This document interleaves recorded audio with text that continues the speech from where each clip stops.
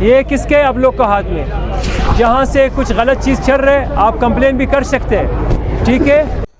दोस्तों, दुबई से एक बहुत ही भयानक खबर निकल के आ रही है। जो लोग दुबई में रहते हैं और अगर नियम को फॉलो नहीं करते हैं और नियम को जानकारी नहीं करते हैं तो उनके पर काफ़ी सख्त कानूनी कार्रवाई की जा रही है। और कुछ ऐसी दुबई में मज़दूर हैं जो उनको नियम के बारे में नहीं जानकारी रहती है, जैसे कि उनको जो कंपनी से हक मिलने वाला रहता है और आपको जानकारी नहीं रहती है तो कंपनी आपको बेवकूफ़ बनाकर और आपका हक जो रहता है उसे भी मार देती है।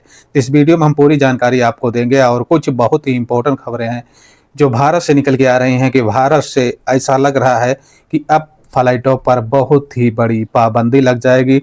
और लगने के बाद में कहा जाता है कि जो लोग देश विदेश के लिए यात्रा कर रहे हैं उन यात्रियों को काफ़ी बड़ी परेशानी का सामना करना पड़ेगा। और कुछ बहुत ही इम्पोर्टेंट खबरें हैं जो कुवैत के हवाले से निकल के आ रही हैं कि कुवैत में बड़ी मात्रा में काफ़ी अजनबियों की गिरफ्तारी हो रही है। तो इस वीडियो में हम तीनों खबरों को आप लोगों के बीच शेयर करेंगे। बस आपसे एक छोटा सी रिक्वेस्ट है कि वीडियो को आप लोग शुरू से लेकर आखिरी तक जरूर देखना और चैनल पर पहली बार अगर विजिट किए हैं तो चैनल को लाइक और सब्सक्राइब और अपने दोस्तों फ्रेंडों में वीडियो को शेयर जरूर करना। चलते हैं दोस्तों खबरें की तरफ। दोस्तों, आप देख रहे हैं द खुर्शीद ऑफिशियल में आपका स्वागत है।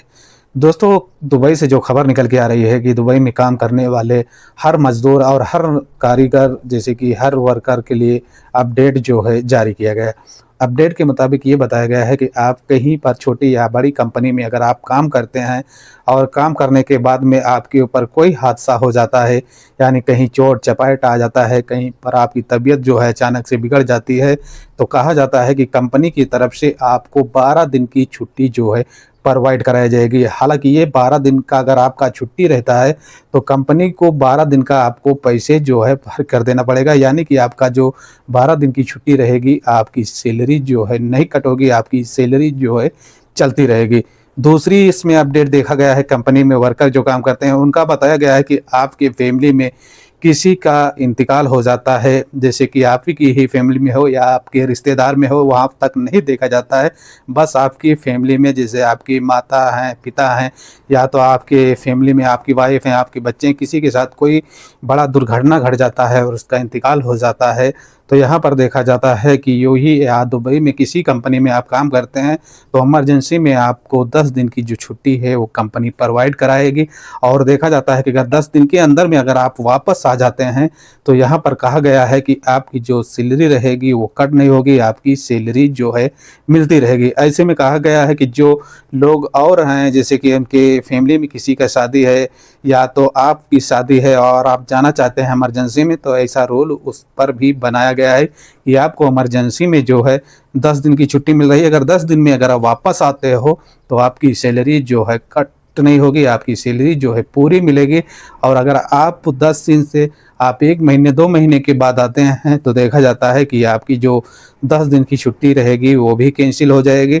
और आपका अगर 2 महीने के बाद आते हो तो आपको पैसे जो हैं कंपनी की तरफ से नहीं मिलेंगी, वरना आप इसके जैसे कि गलत फैमिली में कुछ लोग रह जाते हैं कि हम 2 महीने की छुट्टी जाते हैं तो हमारी जो है सैलरी चलती रहेगी, तो ऐसी कोई बात नहीं है। आप जानते हैं कि दुबई में किसी कंपनी में काम करते हैं तो 1 साल पर 1 महीना की ही छुट्टी मिलती है। अगर आप 2 साल में जाते हैं तो आपको 2 महीने की छुट्टी जो है कंपनी की तरफ से मिलती है। तो इन बातों को आपको ख्याल रखना है। अगर दुबई में आप काम करते हैं किसी स्थान पर छोटे बड़े तो आपको इन बातों को ख्याल रखना है। अगर आपको जानकारी नहीं है तो आपको जानकारी रखना काफ़ी ज़रूरी है, नहीं तो आपके साथ ऐसी जो दिक्कतें आएंगी तो आपको जानकारी अगर नहीं रहेगी तो आपको फंस सकते हैं और फंसने के साथ साथ आपको कंपनी जो है बेवकूफ़ बनाती है।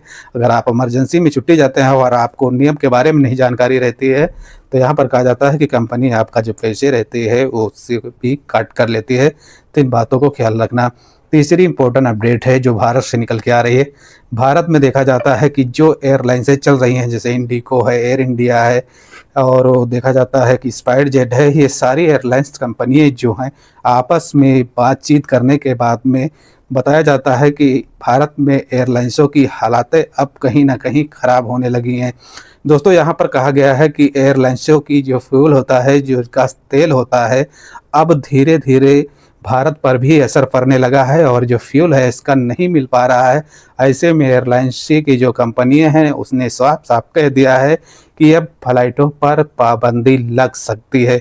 दोस्तों यहाँ पर कहा जाता है कि ईरान और इजराइल और अमेरिका का जो जंग चल रहा था उस जंग से अब देखा जा रहा है कि भारत में भी असर देखने को मिल रहा है। जैसे कि आप देख रहे होंगे कि कहीं पर गैस नहीं मिल रहा है तो कहीं पर पेट्रोल नहीं मिल रहा है।